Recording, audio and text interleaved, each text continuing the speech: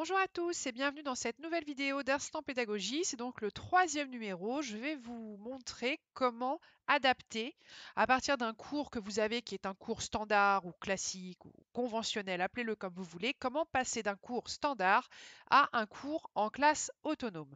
Donc je vais vous faire cet exemple avec celui que je suis en train de créer en ce moment puisque justement vous allez voir tout le cheminement que j'ai fait, que je suis en train de faire parce que je suis en train de le créer sur ce chapitre. Alors c'est un chapitre de classe de BP, c'est un chapitre d'histoire, le monde depuis le tournant des années 1990.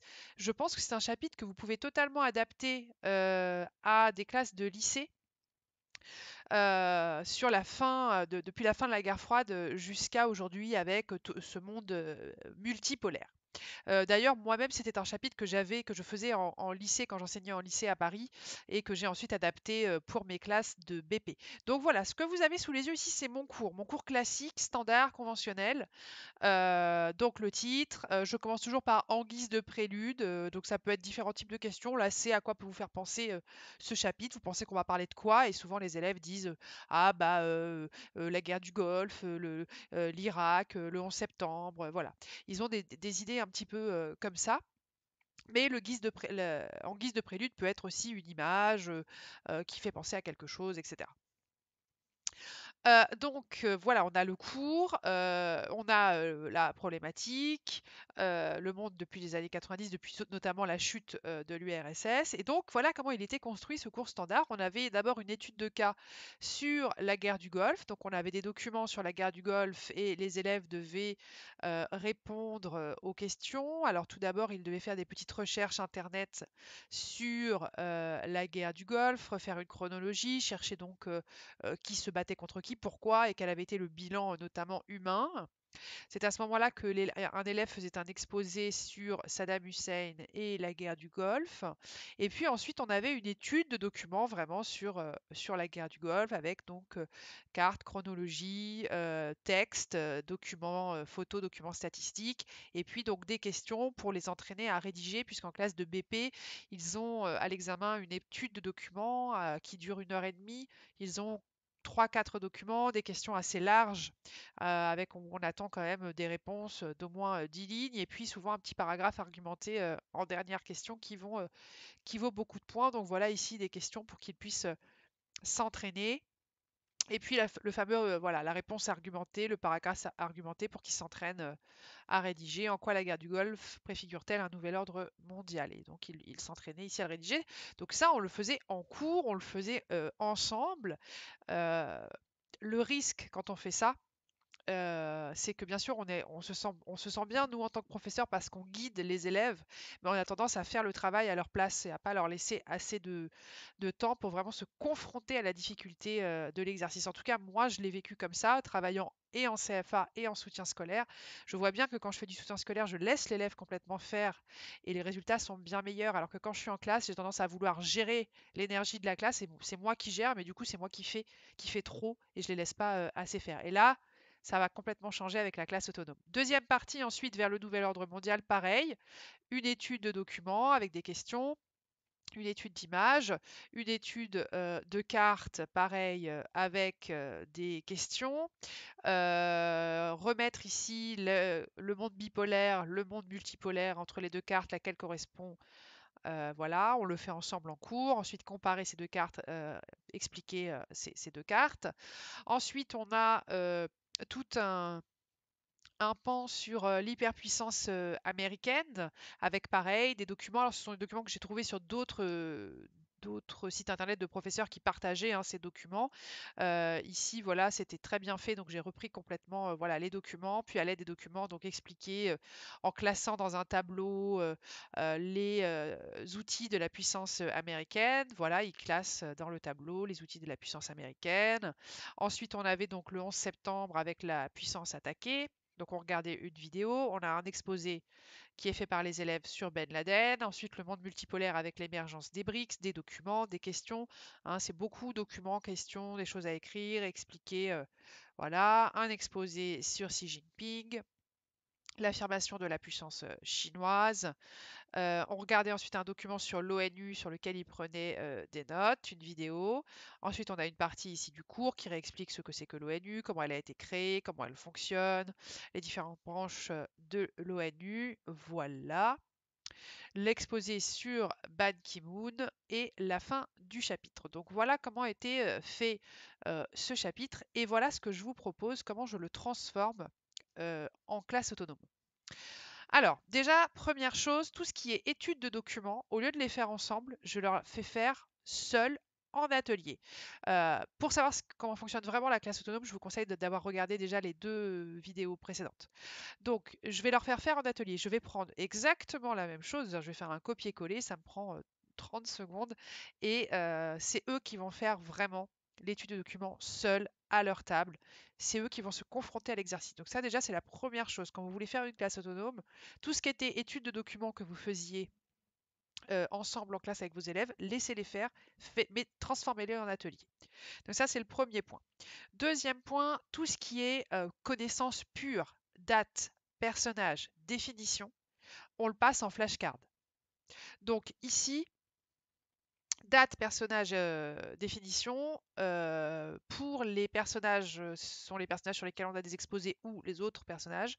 On va utiliser. Alors, je peux utiliser des flashcards, mais pour ce chapitre-là, j'ai décidé de faire quelque chose d'un petit peu différent. Comme j'ai pas beaucoup de personnages, je vais faire un Facebook.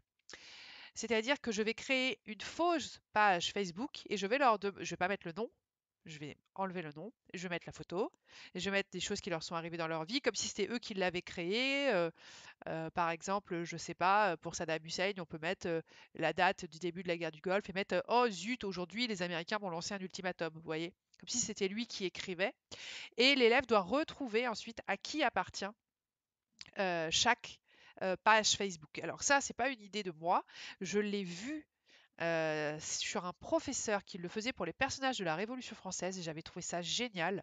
Et du coup, je lui avais demandé si je pouvais utiliser son PowerPoint, hein, c'est elle qui l'a créé, ça, hein, c'est pas moi. Et elle m'avait donné l'autorisation. Donc c'est super. Il faudrait que je retrouve exactement le lien, que je puisse vous le mettre de cette prof qui avait fait vraiment. C'était une très très bonne idée. Puis c'est un gros travail ici de mise en page. Donc voilà, si on peut se partager ce genre de choses une fois que ça a été créé par quelqu'un, c'est top. Donc voilà, pour les personnages, là, je vais faire à qui appartient ce Facebook. Pour les dates et les définitions, je le fais sous forme de flashcard. Donc voilà ici la flashcard. J'écris d'un côté la définition, de l'autre côté le mot. Et en fait, la feuille, après, vous la pliez comme ça. Hein, elle est comme ça, vous faites ça. Vous la plastifiez et du coup, ça vous fait des cartes d'un côté et de l'autre. Pareil pour les dates. Je fais la même chose. Voilà, pour les dates, ça va ressembler à ça et je varie les couleurs pour pas que ce soit tout le temps les mêmes couleurs pour tous les chapitres. Donc voilà, ça vous pouvez le passer en flashcard, ça fonctionne très bien. Donc, on a dit étude de documents flashcard. Ensuite, n'hésitez pas à utiliser donc les documents vidéo que vous mettiez dans le cours. Pareil, vous les mettez en atelier, donc vous leur faites un flashcode pour qu'ils puissent accéder à la vidéo. Et ensuite, vous faites un petit questionnaire sur feuille et ils répondent, en regardant la vidéo, ils répondent au questionnaire sur la feuille plutôt que d'y répondre directement pendant le cours. Voilà, ils peuvent le faire comme ça. Donc voilà, mon document sur l'ONU, je vais le passer en vidéo. Mon document sur le 11 septembre, je vais le passer en vidéo avec un petit questionnaire à répondre. Ensuite, on peut utiliser des documents et faire un quiz. Moi, je fais les quiz sur téléphone, sur Quizlet. Comme ça, c'est autocorrectif et ils peuvent voir tout de suite où ils en sont. Donc, par exemple, je vais le faire pour ce document. Voilà, pour ce document-là, retrouver où est le monde bipolaire, le monde multipolaire. Pour cette carte, et pour ce document-là, voilà, sur l'hyperpuissance, le nouvel ordre mondial, je vais mettre un QCM sur Quiz Yourself. Voilà, donc ça c'est autre chose que vous pouvez faire. Et ce qui est intéressant, c'est de mélanger les outils. Plus vous allez mélanger les outils, plus les élèves vont être attirés et concentrés plutôt que de faire tout le temps la même chose, tout le temps une étude de document écrit, tout le temps un paragraphe argumenté écrit, ou tout le temps, ou que des vidéos, c'est pas bon non plus, ou que du quiz yourself, c'est pas bon non plus. Le fait de varier les outils, de voir tout un chapitre sous plein d'angles, c'est ça qui fonctionne et qui fait le succès de cette méthode de la classe autonome. Voilà. Ensuite, je vais faire bien sûr une étude de texte, hein, une étude de texte avec des questions. Ça, pareil, je le garde classique. Je vais le faire par exemple sur voilà, l'affirmation de la puissance chinoise. Je vais leur mettre exactement ça. Je vais le remettre sur une page à part pour faire un atelier à part. Je vais utiliser aussi un outil que j'aime beaucoup. C'est ma fameuse planche de polystyrène sur laquelle je pose une carte ou un schéma. Donc là, je vais l'utiliser pour les États du Moyen-Orient, pour qu'ils apprennent à les replacer. Alors oui, certes, vous allez me dire, c'est pas ce qu'on va leur demander à l'examen, mais c'est quand même important qu'ils sachent à peu près replacer ce qu'ils entendent tous les jours aux informations, la Syrie, la Libye, l'Irak, l'Iran, le Koweït, voilà, qu'ils puissent au moins un petit peu les replacer. Donc j'ai trouvé une carte dans un manuel d'histoire qui est vraiment très bien, qui, en plus du nom du pays, met des informations sur ce pays, notamment les guerres, les conflits, etc. Donc ça reste quelque chose d'historique. Voilà. Et puis enfin, comme ils ont un paragraphe argumenté, voilà, à l'examen, il faut quand même les préparer à l'examen. Dans le but, c'est pas non plus que de faire joujou avec du matériel. Donc, je vais leur faire un atelier paragraphe argumenté où je vais créer par exemple le squelette du plan ou le squelette de l'introduction et je vais leur demander de remettre des choses à l'intérieur. Voilà, ça va fonctionner comme ça, cette classe autonome. Donc, il y aura sur ce chapitre-là de la manipulation avec les petits drapeaux à replacer sur du polystyrène, des quiz sur téléphone, des vidéos à regarder avec des quiz à remplir à la main, des études de documents, des flashcards et le fameux à qui appartient ce Facebook. Les exposés, je n'y touche pas. Ce sont toujours les élèves qui viennent faire leur exposé de 5 minutes à l'oral parce qu'il est prouvé que le cerveau retient beaucoup mieux ce qu'il apprend, ce qu'il enseigne. Donc, je garde ça, c'est très important en classe de BP. Je ne le fais qu'en classe de BP, ils ne le font pas en CAP. Voilà, donc voilà un petit peu un exemple de comment on peut partir d'un cours, voilà, qui était un cours basique, assez standard, en faisant un cours de classe autonome. Bien sûr, je vais garder une trace écrite basique du cours, hein, ils vont garder quand même ce cours de 20 minutes que je fais toujours en cours magistral. Donc ils vont garder une trace écrite où je vais remettre les événements. Souvent c'est la chronologie pour qu'ils suivent vraiment clairement tout ça. Voilà, n'hésitez pas si vous avez des questions, si vous-même vous travaillez comme ça en classe autonome avec des ateliers, j'attends vos retours.